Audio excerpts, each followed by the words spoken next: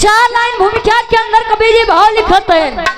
पहले के समय पहले के राजनीति और आज के राजनीति में अंतर खाबा। और देश भैया पहले के समय में राजतंत्र चलो। राजतंत्र का मतलब यह होता है कि राजाओं का शासन। राजा के घरे लड़का जन्म ले ले, उ लंगड़ा हो, लूला हो, आन्हर हो, बहिर हो, नक्चुआना हो, फिर भी आदमियों के राजकुमार कहा। बड़ा हो जाए तो उकर राज तिलक हो जाए तो लोग के राजा कहा।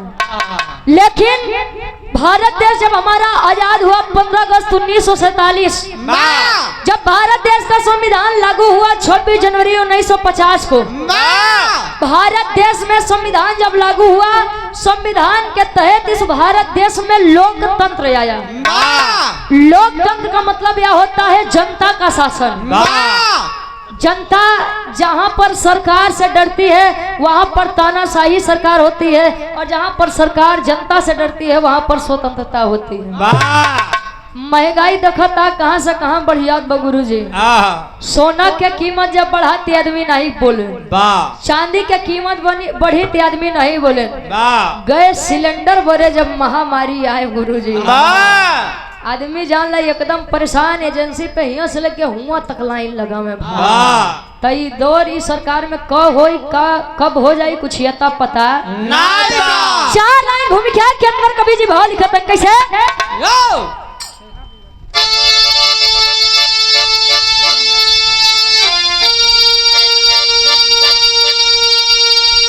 अरे तो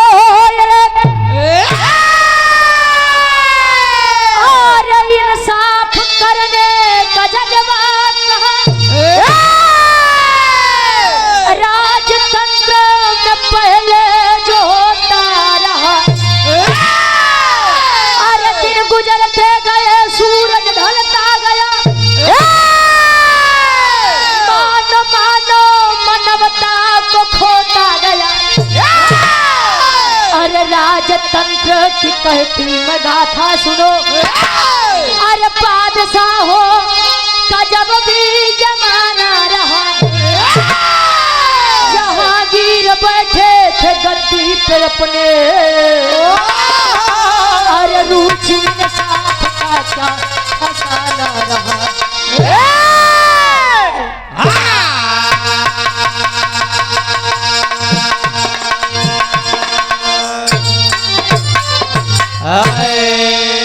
और यहाँ बड़े भाई हमारे सुनील यादव जी, ये छात्र संघ के आप अध्यक्ष साहब, हमारे बड़े भाई भदोही किस पावन सरजमी से सुंदर माला 200 रुपया, बहुत बहुत धन्यवाद। कहे मानो मानो मानवता को खोता गया। आजकल आदमी के आदत का गुरु जी जानत है, आजकल अगर सड़क पे कोने आदमी गिर गया करे चोट आई बा तो आदमी नहीं कहे कि जल्दी से एम्बुलेंस के बुलाए दे, ओके बेचारे के लेके चल जाओ जान बच जाओ।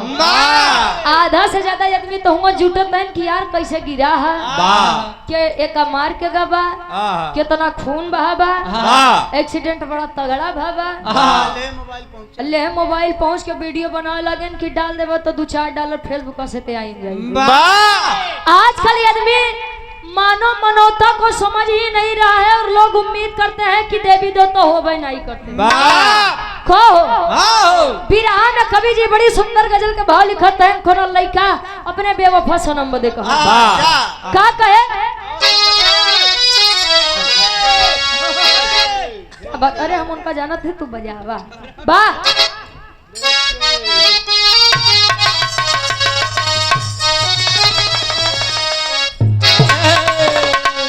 और बिरहा जगत के बड़े अच्छे कलाकार, बड़े सुंदर कलाकार आप कैलाश नाथ जाबाज जौनपुरी।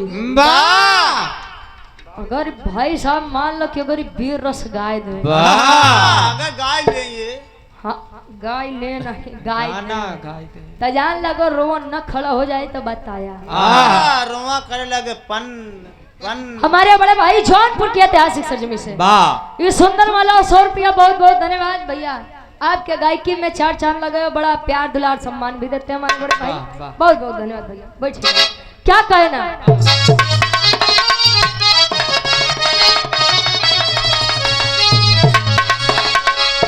अरे तुम मेरे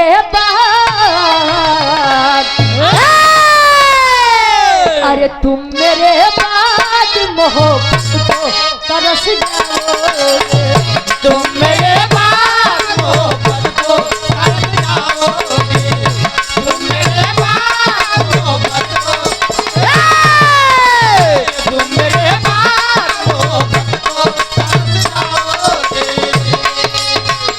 तुम मेरे बाद मोहब्बत को तरस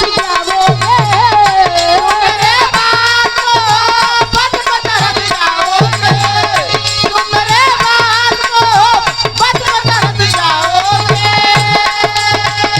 तुम मेरे बाद मोहब्बत को तरस जाओगे, अजनबी शहर है, अजनबी शहर है, चाहत को तरस जाओगे, अजनबी शहर है, चाहत को तरस जाओगे, अजनबी शहर है, चाहत को अजनबी शहर है, चाहत को तरस जाओगे। यहाँ पर बैठी आप सभी जनता जनार्दन रूपी भगवान से एक छोटा सा प्रश्न है, कवि जी विराग के माध्यम से करते हैं। और आप अनिल टेंट हाउस भाई हमारे चंदवा की पावन सरजमी से भावी प्रधान पद के प्रत्याशी 100 रुपया हमारे खातिर आई, 50 रुपया हमारे मंजीत भाई खातिर ले लो, बहुत बहुत धन्यवाद। और अपना म्यूजिक प्रयागराज सीताराम विराम म्यूजिक और राधा म्यूजिक क्लब के डायरेक्टर साहब हमारे महेंद्र यादव दादा, आपके द्वारा ये 100 रुपया बहुत बहुत धन्यवाद। छोटा सा सवाल है आप सभी से, अरे राजा विद्वान, अरे राजा विद्वान में स्थान किसका ऊंचा है, राजा विद्वान मेरा स्थान किसका ऊंचा है, राजा विद्वान मेरा स्थान, राजा विद्वान मेरा स्थान किसका ऊंचा है, राजा विद्वान में स्थान किसका ऊंचा है, राजा विद्वान मेरा स्थान किसका ऊंचा है, राजा विद्वान मेरा स्थान किसका ऊंचा है, राजा विद्वान में स्थान किसका ऊंचा है, आज मैं कहती हूँ, आज मैं कहती हूँ सम्मान किसका ऊंचा है, आज मैं कहती हूँ सम्मान किसका ऊंचा है, आज मैं कहती हूँ सम्मान, आज मैं कहती हूँ सम्मान किसका ऊंचा है। राजा विद्वान में स्थान किसका ऊंचा है। एक तरफ मूर्ख आदमी को राजगद्दी पर बैठा दीजिए और एक तरफ पढ़े लिखे लोगों की इज्जत और सम्मान मत करिए। पहले के समय में लोग बतावे कि गांव समाज में चौधराना चलत रहा, चौधरी जी हरे जौन बात कह दे पूरा गांव पर अमल कई जाओ, बात मान ले जाओ। आजकल चौधरी हरे जाए तो वो अपन बात रख दे, आजकल के लड़का खुद समझा दे बाबा चियो पर आज तू कहा जाना थे खो। और 50 रुपए का सम्मान पूरी पार्टी का सम्मान किया गया हमारे बड़े भाई अनिल टेंट हाउस चंदौहा की 5 में से लो भैया ले लो, जो कि भावी प्रधान पद के प्रत्याशी हैं। कहानी की शुरुआत बा कैसे कवि जी लिखते हैं,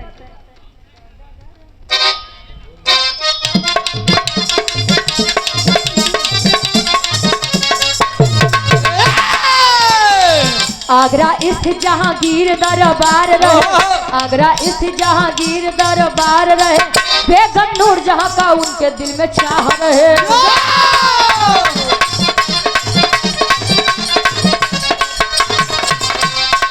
भले से नगर में खले सुल्ताना खानम, भले से नगर में खले सुल्ताना खानम, मगर तो बादशाह की नूर जहां ही जानम थी।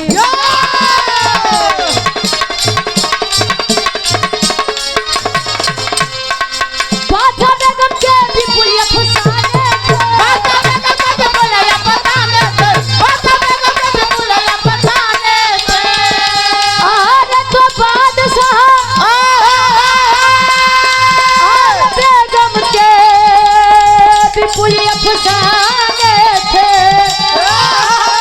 तभी तो नूर जहां के सौदा दीवाने थे, तभी तो नूर जहां के सौदा दीवाने थे, तभी तो नूर जहां के सौदा दीवाने थे। अरे तभी तो नूर जहां के सौदा दीवाने थे। कहानी कितनी आप सब समझा।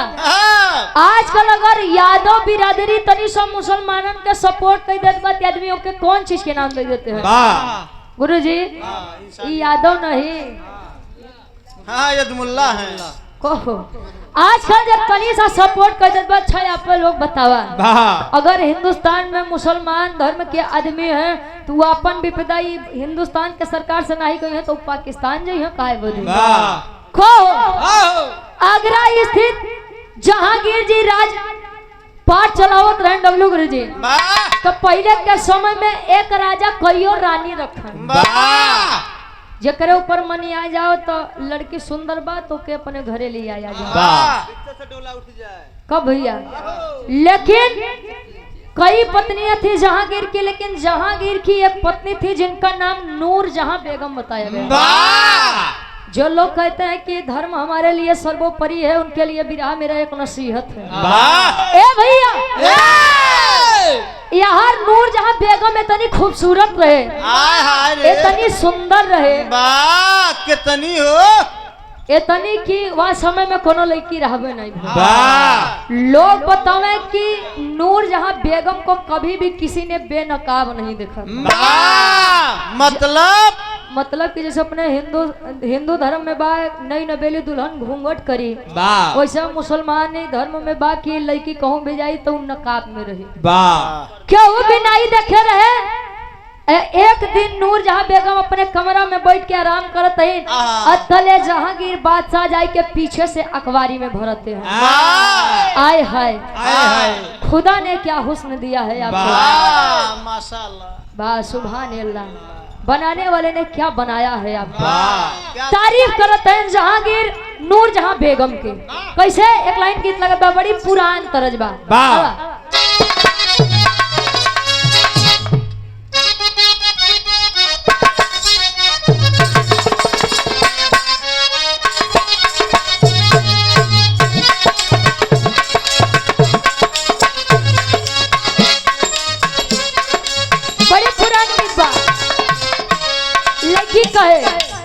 कजरा मोहब्बत वाला, कजरा मोहब्बत वाला अखियों में कजरा मोहब्बत वाला अखियों में ऐसे डाला, कजरा मोहब्बत वाला अखियों में ऐसे डाला, कजरा मोहब्बत वाला अखियों में ऐसे डाला, कजरे ले ली मेरी जान, हाय रे तेरे कजरा मोहब्बत वाला अखियों में ऐसे डाला, कजरे ले ले मेरी जान, हाय रे मैं तेरे कुर्बान। कजरा मोहब्बत वाला अखियों में ऐसे डाला, कजरे ले ले मेरी जान, हाय रे मैं तेरे कुर्बान। एक बात लड़की और कहे, दुनिया है मेरे पीछे, दुनिया है मेरे पीछे लेकिन मैं तेरे पीछे, दुनिया है मेरे पीछे लेकिन मैं तेरे पीछे, दुनिया है मेरे पीछे लेकिन मैं तेरे पीछे, दुनिया है मेरे पीछे लेकिन मैं तेरे पीछे, अपना बना ले मेरी जान, हाय रे मैं तेरे कुर्बान। दुनिया है मेरे और 100 रुपए का सम्मान हमारे बड़े भाई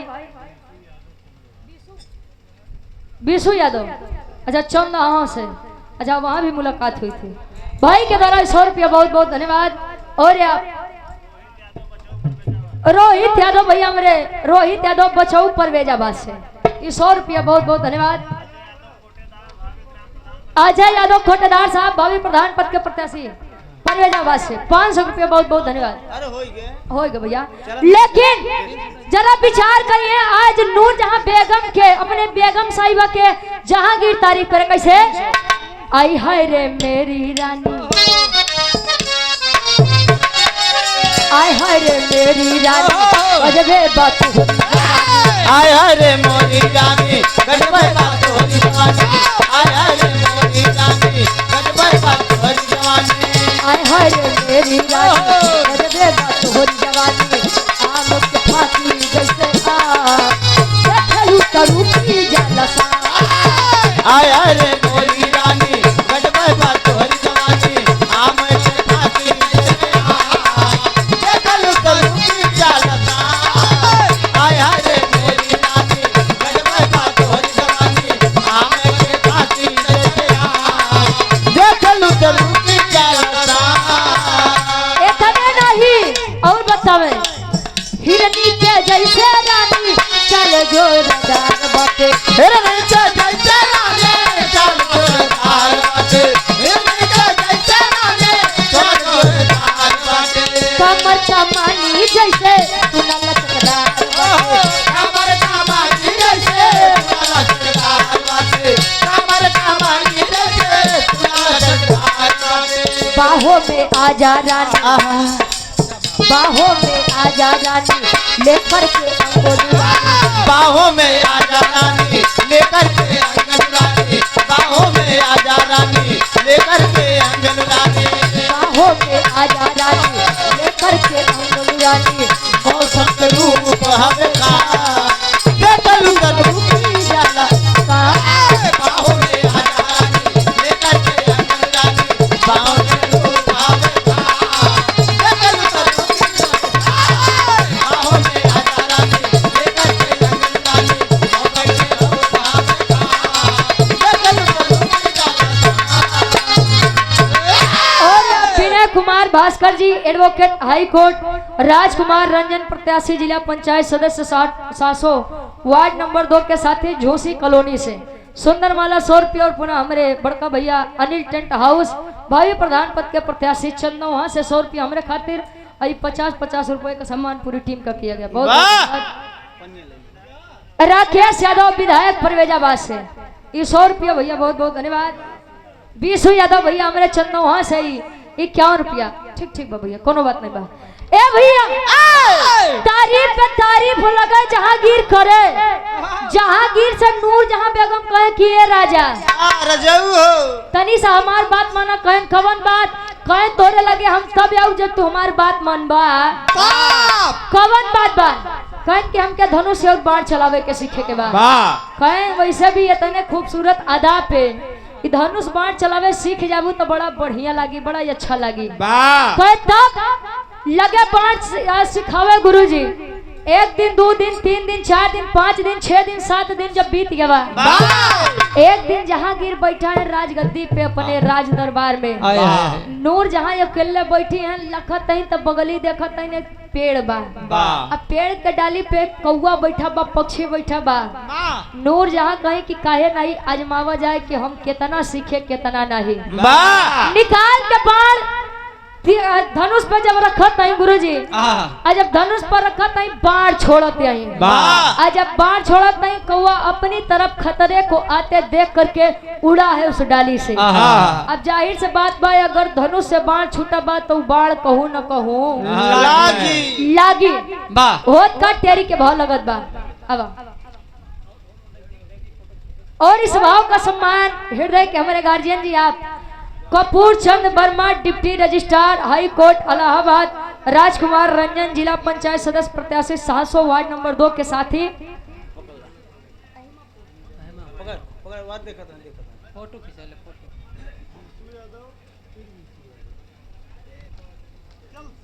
रहीमापुर से मेरे गार्जियन जी सुंदरमाला 100 रुपया, बहुत बहुत धन्यवाद।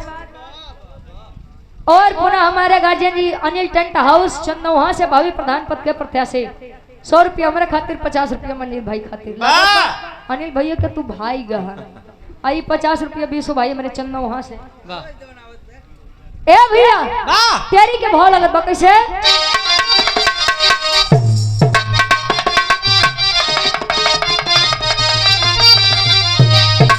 अरमान सारा अरे धूमिल होई गवा, ए बाबू अरमान सारा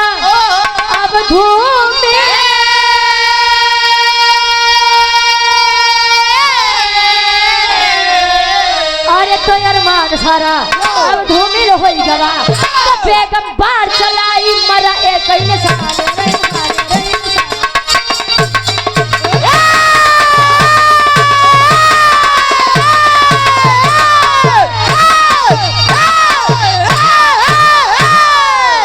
और ये सम्मानित हमारे गार्जियन जी विमलेश यादव जी सुंदर माला 100 रुपया कहते हैं जब कहूँ कि राजा हो तो कैसे मनाई राजा हो तो दारू पियाई नहीं हो हमारा गार्जियन जी बहुत बहुत धन्यवाद। ए भैया बेगम बाण चलाते बाण जब छूटा वो कौआ खातिर कौआ जब उड़ा है डाली से नूरजहां मुस्लिम धर्म से बिलोंग करती थी और उस पेड़ के किनारे एक तालाब है हिंदू धर्म के धोबी और धोबी अपने कपड़े को धुल रहे थे। आज के समय में तो ढेर निरमा साबुन आई बा वॉशिंग मशीन आई बा लेकिन पहले के समय में जब कपड़ा धोआओ तो आदमी धोबी से धोआवे धोबी अपन प्रत्येक दिन के जैसे काम करत बा और बाढ़ आ करके धोबी के सीने में लगा आए हाय विचार करिएगा जिस लड़की के लिए उसका पति ही अपना सब कुछ हो। हैदर अली गुरुजी एक बात कहा कि दुश्मन मिले सवेरे मगर मतलबी यार न मिले अरणुआ रहा है जन्म भर मगर करकसा नार न मिले। ए भैया जिंदगी अकेले बीत जाओ चले लेकिन अगर मेहरारू नीला ड्रम में डाले वाली मिल जाओ तो मेहरारू जीने मिले जिंदगी अकेले बीत जाए वो चले। अब बाण आकर के धोबी के सीने पर लगा है वह धोबी बिलख रही है रो रही है कि आखिर क्या गलती थी मेरी जो मेरे हंसते हुए परिवार को मुझसे छीन लिया गया। जा करके अपने पति की लाश राज दरबार के बाहर रखती है और राज दरबार के अंदर आकर के घुटने टेक करके हाथ जोड़ करके बैठी है एक हिंदू धर्म की लड़की एक मुस्लिम धर्म के राजा के सामने। पैसा तिरा के आखिरी तरह लगत बा ये गीत के फिल्मी दुनिया वाले गावे और ये गीत के अपने समय में बड़ा तगड़ा चर्चा रहे।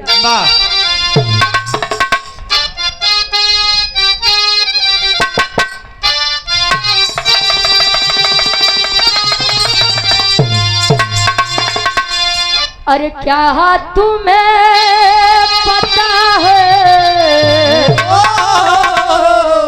अरे गुलशन अरे क्या तुम्हें पता है अरे गुलशन मेरे दिल बरियाने वाले क्या तुम्हें पता है अरे गुलशन मेरे दिल बरियाने वाले हैं क्या तुम्हें पता है अरे गुलशन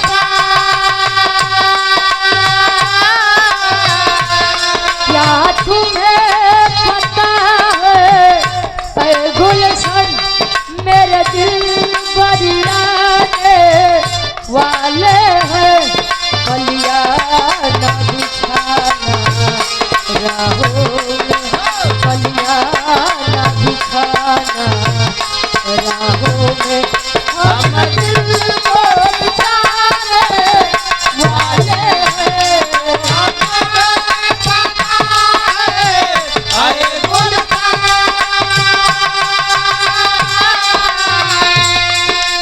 जा करके वह लड़की हाथ जोड़ कर कहे कि साहब क्या मुझे भी इस दरबार में न्याय मिलेगा क्या मेरे भी साथ इंसाफ होगा। जहांगीर पूछ रहे हैं कि क्या हुआ कहे कि साहब छोटा मुंह बड़ी बात करते हुए अच्छी नहीं लगूंगी लेकिन मेरे पति को मुझसे छीन लिया गया। किसके द्वारा बतावत बाबू लड़की क्या हुई खता है ऐसा क्या हुई खता है ऐसा अब मेरा कौन सहारा है क्या हुई खता है ऐसा अब मेरा कौन सहारा है क्या हुई खता है ऐसा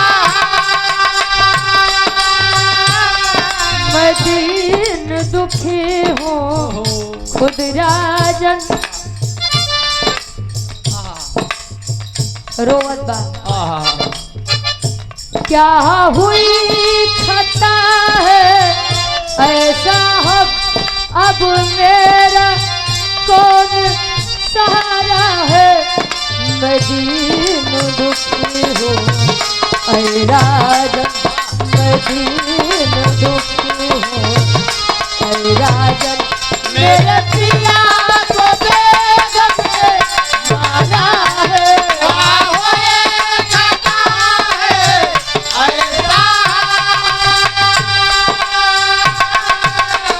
रोवत बहु लिखी मेरे पति को आपकी बेगम साहिबा नूरजहां के द्वारा मार दिया गया। इतनी बतिया सुन के जहांगीर खड़े होकर कहे कि ये लड़की लड़की तेरी जरूरत कैसे हुई मेरी बेगम साहिबा पे इतना बड़ा इल्जाम लगाने की। मेरी बेगम साहिबा ये राज दरबार छोड़ती ही नहीं, महल छोड़ती ही नहीं, तो मैं कैसे मान लूं कि तेरे पति को मेरी बेगम साहिबा ने मारा है। हाय किया है साहब, आज आप मुझसे इस बात का प्रमाण मांग रहे हैं कि मेरे पति को किसने मारा है। गई है अपने पति के सीने से वह तीर खींच कर लेकर आई और राज दरबार के बीच में रखती है। अगर पहचानते हैं तो पहचान लीजिए साहब, यह बाणवा हमरे सैया के कलेजे में सीने में आकर के लगा है और मेरी हंसती खेलती दुनिया बस कुछ ही क्षण में उजड़ गई। राजा साहब समझिए नो हो बेगम साहिबा तो हरे गड़बड़ी कोई दी है यहाँ धनुष बाण चलावे बदे कहत रही नहीं लागत बा हुई सेन के दिक्कत कई दी है बा।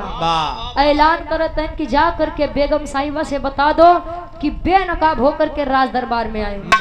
सोचिए जिस रानी को कभी किसी ने बेनकाब नहीं देखा था वही रानी आज एक मुजरिम की भांति राज दरबार अपने पति के सामने एक मुजरिम की तरह खड़ी है। एक तरफ हिंदू धर्म की वह लड़की जो इंसाफ मांगने के लिए आई थी, एक तरफ राज सिंहासन पे बैठा हुआ जहांगीर मुसलमान धर्म का बादशाह और एक तरफ उसी की धर्म पत्नी बेगम साहिबा नूरजहां खड़ी है। इंसाफ करो तो कौन इंसाफ बा? आल्हा के भाव में कभी जी प्रमाण देते हैं।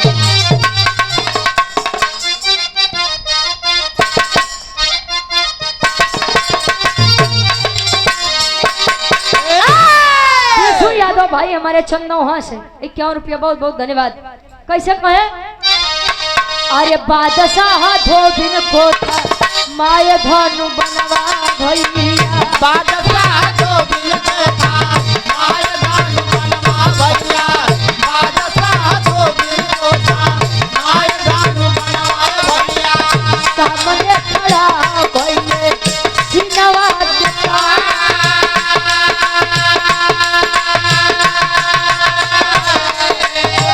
बोले मार बाण बहिनी हमरे छतिया पे बोले मार बाण बहिनी हमरे छतिया पे बोले मार बाण बहिनी मोर छतिया पे कहे सब सुन के धोबी छोड़ दी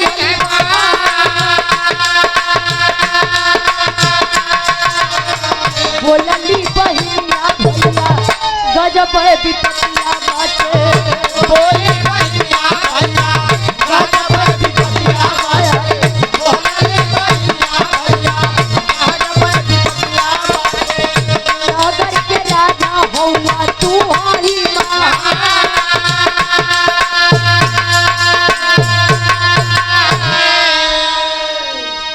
जब इतनी बतिया उ लइकिया सुनत बा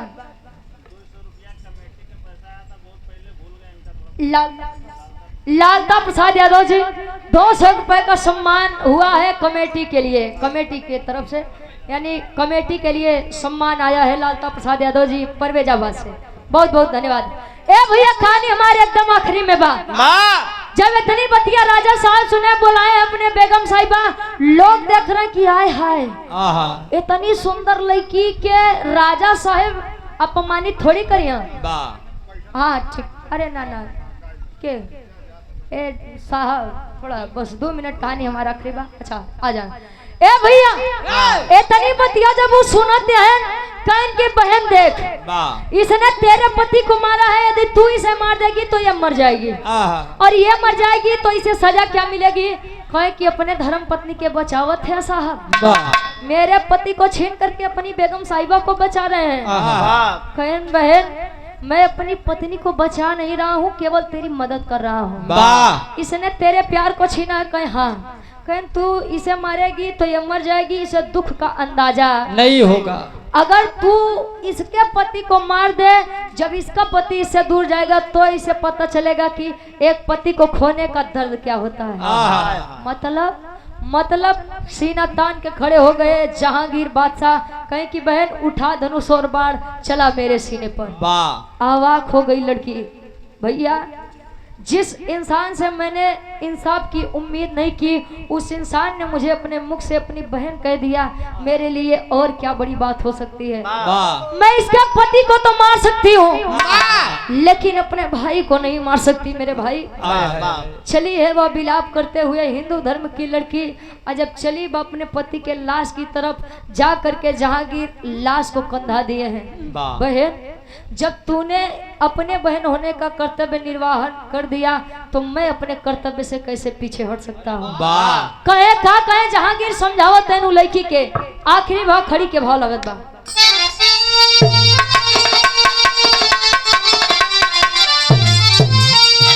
अरे मिला है कितना प्यार मुझे, तू जैसे बहन तो बाहर जाओगी नहीं इस महल में, बाहर जाओगी नहीं।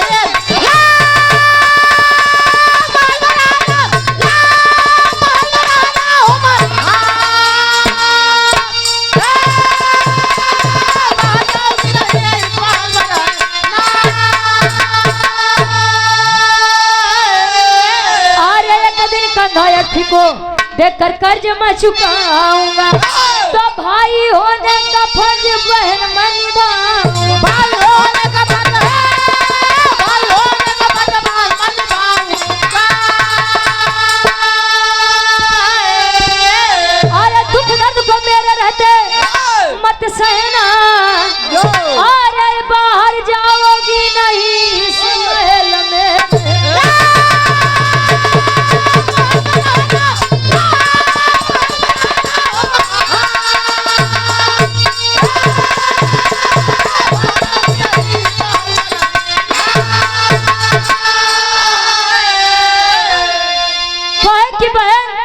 जब तूने फर्ज निभाया है तो मैं भी अपना फर्ज निभाऊंगा। मुसलमान धर्म में यह होता है, मुस्लिम धर्म में यह होता है कि इंसान जब मृत्यु को प्राप्त होता है तो उसे दफनाया जाता है। हिंदू धर्म में यह होता है कि इंसान जब आखिरी समय मृत्यु को प्राप्त होता है तो उसे अग्नि देकर के विदाई की जाती है। गया है उस हिंदू धर्म के लड़के को कंधा दिया है और ले जाकर के अग्नि दिया है। वो केवल और केवल एक शब्द कहने से इतना बड़ा रिश्ता निभा ले गए। और आज के आदमी यहाँ बाप रे बाप मत पूछा, विराह के गावे के खाली इतना मतलब बा। जिसे हमारे गार्जियन जी आप अवधेश नारायण यादव जी भावी विधायक के प्रत्याशी हैं प्रतापपुर से, तो कुर्सी पे केहू के भी बैठावा, प्रधान होके, बीडीसी होके, जिला पंचायत होके, विधायक होके, सांसद होके, एमएलसी होके, मुख्यमंत्री होके, प्रधानमंत्री होके या राष्ट्रपति होके या ऐसे बड़े ओहदे पर होके, लेकिन जेके भी बैठावा शिक्षित आदमी के बैठावा। नहीं तो अगर गधा के कुर्सी दे देबा बैठे बदे गुरुजी तो बैठी ने मुड़े में ना टहरी, तो मुड़े में फंसाई के टहरी। आदमी उसको चुनिए जो अपनों के बीच आकर के लोगों को जाने, उनके दुख और तकलीफों को समझे। नहीं तो कई प्रधान ऐसा है 5 साल जले चुनाव नहीं आई नहीं दखई है, चुनाव आ जाई तो लगे गोड़ हाथ धरे कि अरे माई परेशान मत हो, अब कि हमारे प्रधानी आवे तो कॉलोनी तो पक्का दिया। और कॉलोनी के चक्कर में देखा था कितना आदमी बेचारे पड़ा है फेरा में। इंसाफ करना है तो ही बैठिए, अगर नहीं करना है तो मत बैठिए। आजकल आदमी जब के हराए नहीं पावत है तो करे बड़े खातिर गुरुजी चक्रव्यूह रचत है कि कैसो भी तोड़ा, कैसो भी गिरावा। आखिरी में खानदान के परिचय बा। गुरु बिहारी, गुरु गणेश, गुरु रामलाल गुरकारी, कवि बच्चन जी बने पुजारी हो।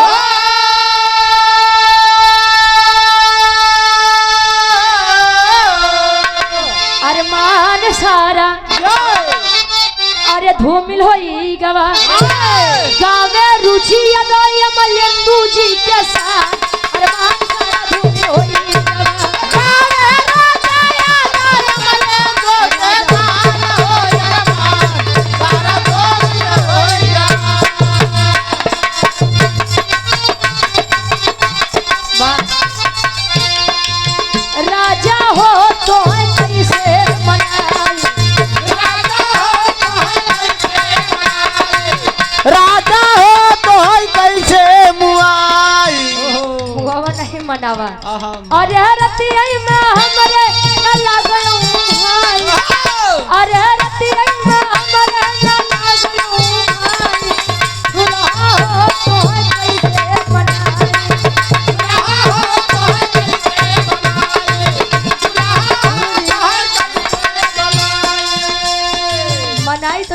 उनकर का नाम बा कि तो है बितबल पनवा तैयार गे जवानी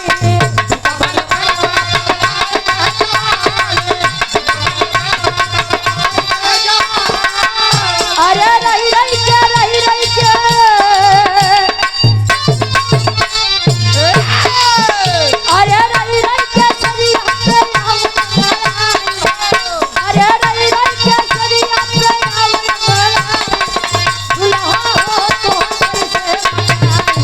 दुल्हा हो तो 1000 रुपया दुल्हा हो तो 1000 रुपया। तो मैंने ये मिस्टेक कर दिया ये नहीं बोल रहा था दोबारा गावे के पड़त बा गुरुजी दारू नहीं पहले मनावा उनके पहले के दुल्ही बड़ा संस्कारी रहे दुल्हा पी के आवे मरबो करे तो अगर दूसर की से बतावे तो दूसर की शांत तो न दे कि चुप रहे बहनी जा ऐसे विकास पापा करत छी। हाँ वो खुद आई के मारत है को गुरुजी पहले के दुल्ही कम पढ़ी लिखी रहे लेकिन संस्कार के स्तर उनके अंदर उच्च रहे कहो पहले के दुल्ही लंबा घूंघट करे काहे बदे जानत है हाँ उनका दांत बड़े बड़े रहता है तो पे रहे देखा जाते रहे पहले के दुल्ही मांग भर के सेनूर लगावे ऐसे कि हमरा दुल्हा के आयु लंबी होखे आज के दुल्ही तनी सब मांग टिक लिए काहे बदे जानत है हाँ वो जल्दी मारा दूसरे जाई तोहार वाली कितना लगा इनके फरुहस लगावत अरे कंपनी बंद हो गल अरे ना हो ढेर दिन ये लाइन दोबारा रिपीट करके फिर बाद में आवा अरे रतिया में हमरे न लागलू भाई अरे रतिया में हमरे न लागलू भाई दुल्हा हो तो कैसे मनाई दुल्हा हो तो कैसे बनाए दुल्हा हो तो कैसे बनाए दुल्हा हो तो कैसे बनाए। और आप सम्मानित गार्जियन जी राजकुमार रंजन जी जो कि भाई जिला पंचायत के सदस्य हैं वार्ड नंबर 2 सौसो से